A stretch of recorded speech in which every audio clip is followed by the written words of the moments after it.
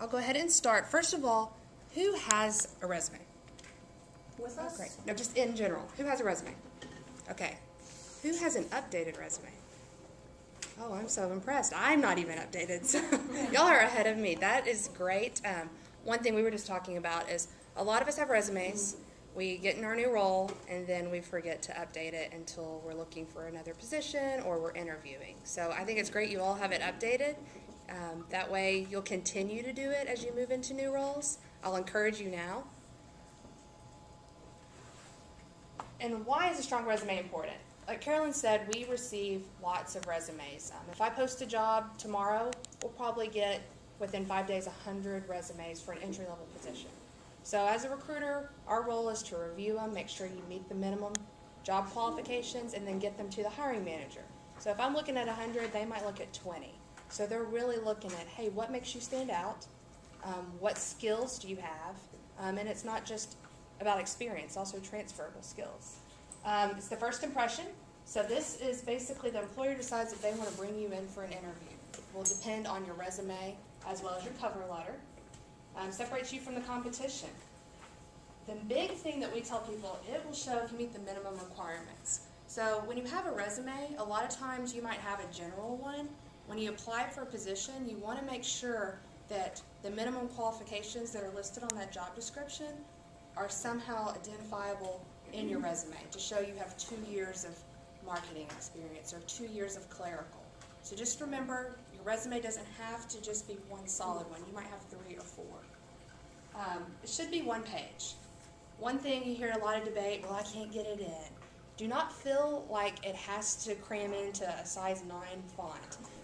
Resume should not tell everything. If it does, we're not going to interview you because you've told us everything we need to know. So it should be, 2 to 3 bullet points, and we'll go through some examples of what you've done in that role. And then your eagerness for the position. One thing that we run into, you read at the objective, I want to work within Walmart stores. Well, they're applying for a Tyson job. People are not updating it. So make sure those little details, or the position, if you apply for 5 marketing jobs, they forget to change the title. So make sure you're reading your resume and it's showing your eagerness for the role and the company.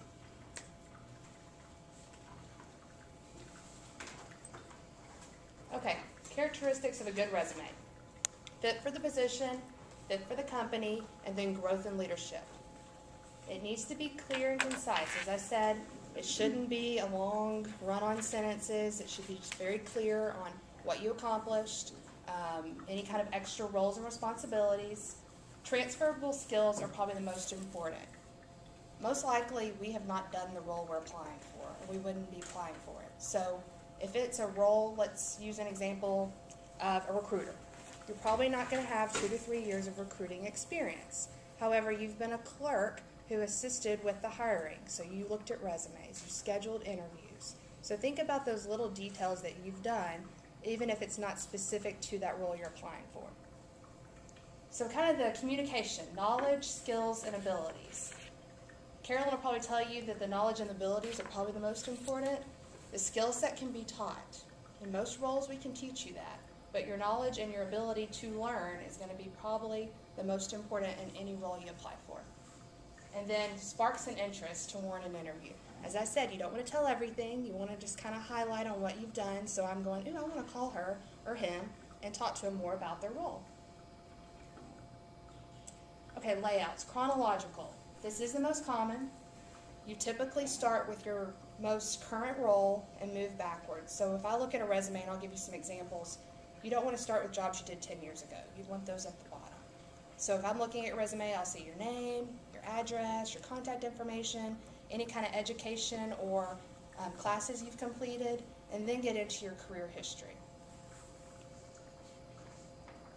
And there you go. Personal information. Make sure this would be surprising. A lot of people put their name and their address or phone number. They forget to put their email address. Put whatever number or contact information we can reach you at. Objective statement. This is optional, especially if you have a lot of information and you're trying to get it into 1 page. Don't feel like you have to have an objective. We will know that, or if you have a cover letter, you're going to cover that. Education, make sure you put the degrees awarded, when you graduated. Sometimes people will put information where it appears that they didn't get their degree and they did, or vice versa. So make sure that you are specific on when you're going to complete. Expected graduation of May of 2012. Experience would be next, and then skills, activities. References, I will tell you, people worry about putting available upon request. If you're limited to a one page, don't feel the need you have to squeeze it in. We know that. We know we can call you, but if you need some filler room, the objective and the references will be good to kind of make your resume look a little longer.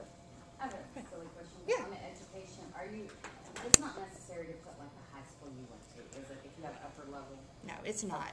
Now, if you know someone that only has high school and they're applying for their first job, put it on there. Or if you attended a community college for 2 years, list that on there, because that will show that you have had some education and you're working towards another degree. You would put education above experience? Typically, yes. Some people do it at the bottom, but what you're seeing nowadays in job descriptions, it'll say education preferred or required. The first thing I do is I look at education, because if you don't meet those minimums, I'm not even going to look at what you've done. I think Carolyn and I've talked about it. Education now is important to show that you're wanting to learn. Whether you've graduated or not, or you're currently attending, I would put that at the top, because that's usually the minimum requirements. You know, are you currently, or if you had some type of consistent job experience, do you or do not have a degree, and then how many years of experience? Yes? What about certificates issued during education? Yes. So, and one thing with skills, you can also, in activities, you can put awards. So if you received a certificate in, let me use one that we use, like an HR certificate. It's very important if you're applying for an HR job, or if you're applying for clerical and you completed a 10-hour or 2-hour class on filing, you'd want to show that. And you can do that under education, but you can also change this down here and do awards or certifications. Especially in technical, if you're in a QA role, you'll see certifications, and they'll have every certification they've received, audits, things like that. So you can do it both. I've seen it both ways. I've also seen corporate education. So if you're at Walmart, corporate education was a very big deal. People would have their degree, and then they'd list their classes out below that.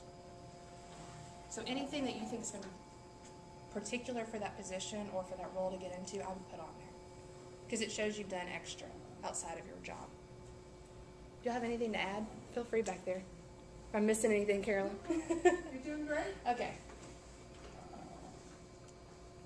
Okay, there's two types. Functional focuses on the professional skills relevant to the roles we've spoken about.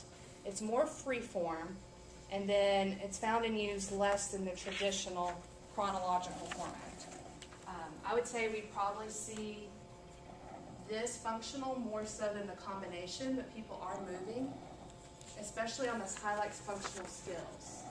It gives the manager or the recruiter an idea of those functional skills, transferable skills you'll hear a lot. It still has a chronological history of employment or work experience. And also to tell you, work experience could also be volunteering. So I stayed at home for a few months when I had my first son, and I had some other activities. I still listed those. So don't feel like it has to be a job where you are paid, because it's still something that shows that you are working, or stay-at-home mom. We'll cover that as well. We have those examples. And then education's on there as well.